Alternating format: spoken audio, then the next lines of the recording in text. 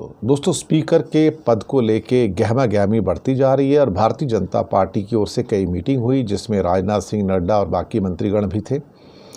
शायद वो क्या कहते हैं कि स्पीकर पद छोड़ना नहीं चाहते हैं, निश्चय भी कर लिया है कि वो किसी भी हालत में नहीं देंगे।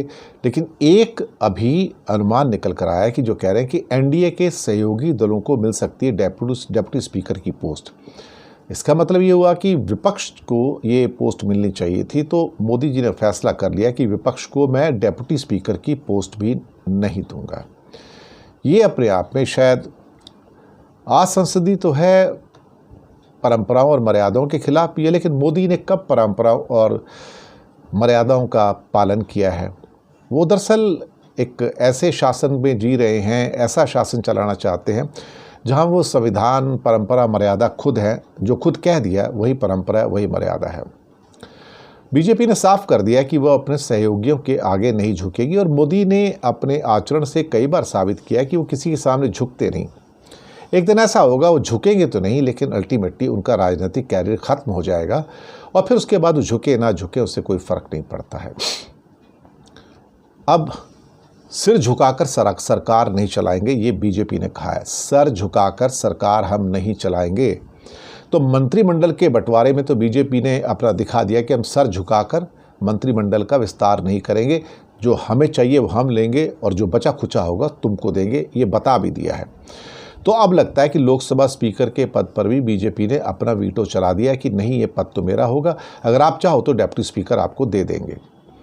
अब सवाल ये पैदा होता है कि ये डेप्यूटी स्पीकर का पद तो विपक्ष को जाना चाहिए था, तो अब जेडीयू और नायडू साहब क्या करेंगे? मुझे अगर अभी तक का जो अनुभव है तो मुझे लगता नहीं कि नायडू और नीतीश कोई बड़ा खेल करेंगे। मुझे नहीं लगता कोई बड़ा खेल करेंगे। वो चुपचाप इसको स्वीकार कर लेंगे, जैसे मंत्रिमंडल स्वीकार कर लिया और कूड़ा कचरा जो मिला वो स्वीकार कर लिया, तो ये भी स्वीकार कर लेंगे। दरअसल वो एक नैतिक साहस होता है, तो नीतीश कुमार में तो नैतिक साहस है नहीं और नायडू भी अपना नैतिक साहस जो है वो गंवा चुके हैं। तब मुझे लगता है कि ऐसे में फिर से मोदी जी को एक ओम बिरला जैसा स्पीकर चाहिए होगा, जो उनके अनुसार 150-200 सांसदों को एक्सपेल कर दे और फिर बिल पास करवा ले। तो मकसद ये है कि ओम बिरला या ओम बिरला जैसा ही दूसरा व्यक्ति स्पीकर बना दिया जाए ताकि वो मोदी जी के इशारों पर नाचे। क्योंकि हमने ओम बिरला को देखा है कि वो किस ढंग से मोदी के इशारों पर नाचते रहे हैं। उनकी अपनी तो कोई हैसियत थी नहीं। क्या हो सकता है कि मुझे लगता है कि ओम बिरला एक किस्म के एक ऐसे स्पीकर के रूप में सामने आए हैं कि जिनकी अपनी कोई हस्ती नहीं है और जो उनको आंख का इशारा मिल जाता है वो कदमों में झुकने को तैयार हैं। उनको कहा जाए अगर मोदी जी के द्वारा कि आप बैठ जाओ तो वो लेटने को तैयार हो जाए। That is Om Birla for you.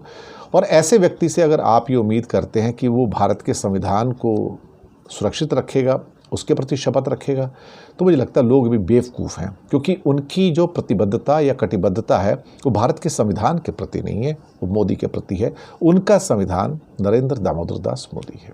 धन्यवाद।